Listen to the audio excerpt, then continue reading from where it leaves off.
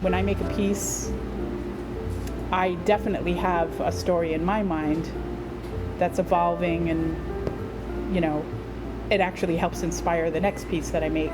I do a lot of mice, and I think the reason for that is like some of my favorite books when I was a little kid were the Littles. Did you ever read the Littles? Where they live inside the walls and and I just imagine mice doing that stuff.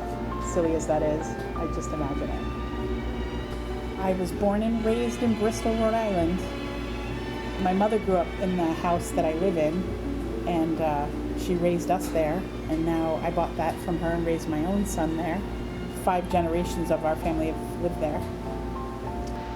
I've been working in clay since 1996, and my son was about a year old, and I actually got a visit from my mother-in-law, and she just was like, you need a hobby. So for that year, for Christmas, she got me a bag of clay and some clay tools, which was the most thoughtful and ultimately life-changing gift I ever probably received.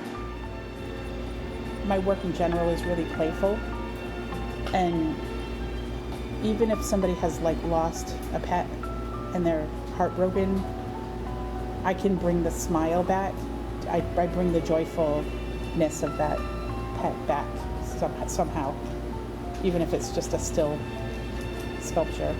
Dogs are definitely my strength, and a lot of times if I interview the family of the dog, even if the dog's not around anymore, I can get a real good idea of what their personality was like and incorporate that into the sculpture.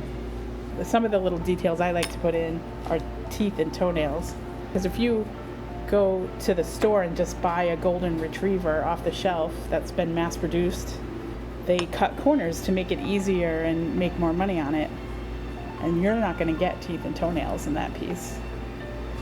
So those are the kinds of things I like to add in. I feel like Hot Point brings something new to Bristol that it just didn't have before. Just having a really interesting retail space like an artist co-op that's always changing, always innovating, always rethinking itself.